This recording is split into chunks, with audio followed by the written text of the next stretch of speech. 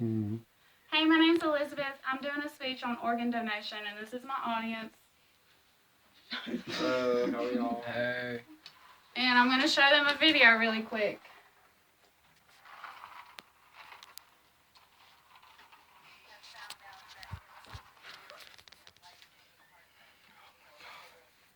Get the video.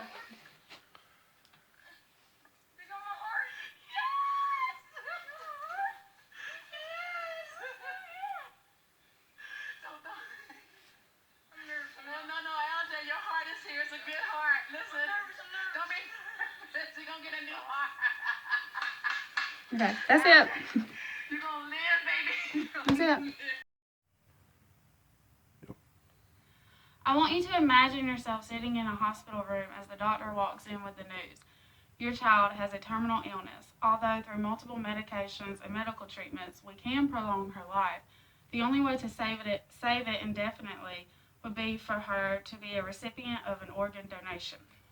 Millions of people have been in these shoes, either themselves or their children being given a death sentence due to a failing organ. There are many more people on the waiting list to receive an organ than there are available organ donors. Over the next few minutes, I will educate you on why that is.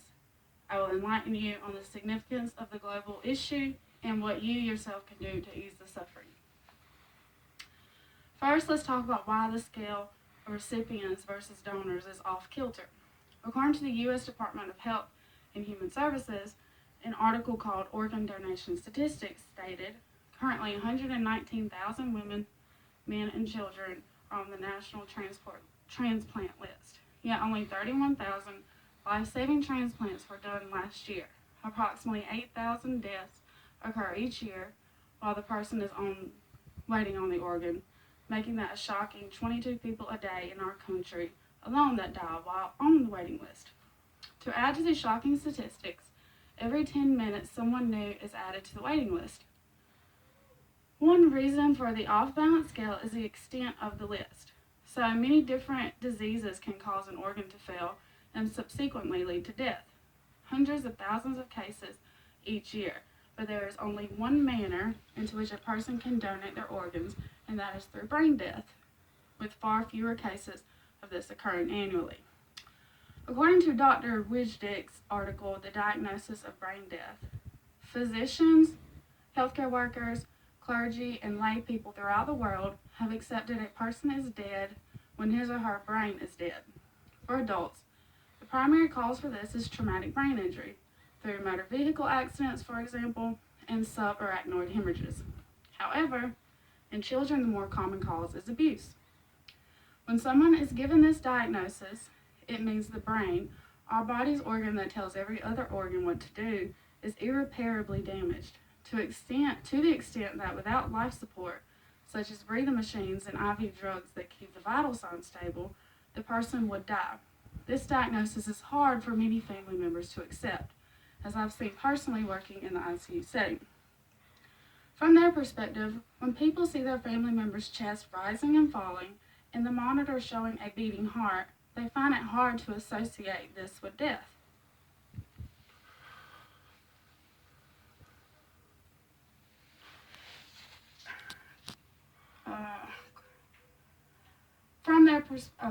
Through a process of medical tests performed by the nurses and doctors, the patient is determined brain dead, and once diagnosed, specially appointed medical personnel come in to speak to the family in regards to organ donation.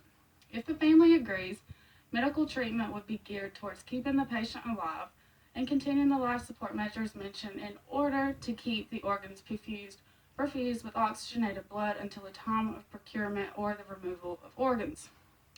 This all sounds scary enough. Now let's picture ourselves in the deceased family's shoes. Your 16-year-old son was suddenly in a fatal car accident.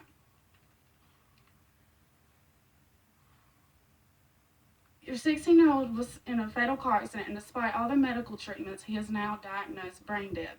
One can only imagine the sorrow the family is going through and the state of shock that they are in.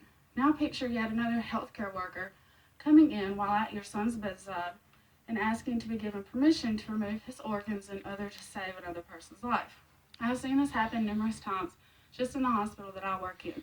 with family members who were not previously educated on organ donation and are either fearful or untrusting of anything more a healthcare worker has to say under the emotionally draining circumstances. This is where education comes into play. We as a community need to involve ourselves in spreading the word of the benefit of organ donation. One way of doing this is sharing more of the donor-recipient stories and how a time of tragedy can bring a time of happiness.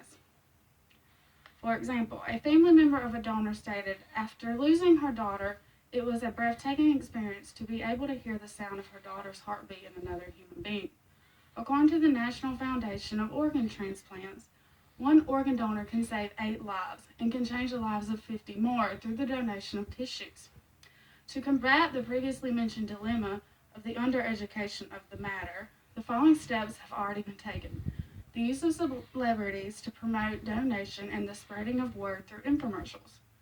More and more people are seeing donation in its deserving positive light, but we are still not building enough enthusiasm to bring willing donors to register. According to the U.S. Department of Health and Human Services, 95% of U.S. adults support organ donation, but only 48% are actually signed up as donors. Therefore, the majority of our nation is willing, but half of them are showing inaction. One way to increase registration for donation is to gain incentive. According to an article posted by Tom Skeeve, human organ transplantation is a multi-billion-dollar industry. I repeat, it is an industry. Organ donation is linked to a multi-billion-dollar industry, with each CEO making $500,000, and the doctors, clinics, and hospitals responsible for the surgical procedure makes thousands on each case. This should be a morally motivated process, and it is known to be illegal to buy and sell organs and tissues, but it seems that some are making money off of it, so why shouldn't the donor's family have compensation as well? One way of doing this is to change policy, to allow compensation of medical bills from the deceased hospital stay, or to pay a portion of funeral costs. So, over the next minute, I will briefly discuss how to become an actual organ donor. Many states allow you to sign up while receiving or renewing your driver's license, but many people are not aware, and neither was I until I worked in a hospital, that your family can override your wishes if you only agree to donate through DDS. To ensure this does not happen, one should also register via the organdonor.gov website. This website is applied to a national database that is easily retrieved in a hospital setting. And finally, you should express your wishes to your family in order to have them prepared in case a time of tragedy ensues. As far as minors wanting to be organ donors, the only way to ensure this is to educate your family and express your wishes to them, as your parents are your decision makers in matters like these. This brings my discussion to an end. So far, we have discussed just how many people are on the waiting list to receive the gift of life versus how many organs are available and the consequences of this. In order to decrease the fatality statistics, we must educate and take action ourselves by registering to be an organ donor via the proper means if we so choose to. Thank you.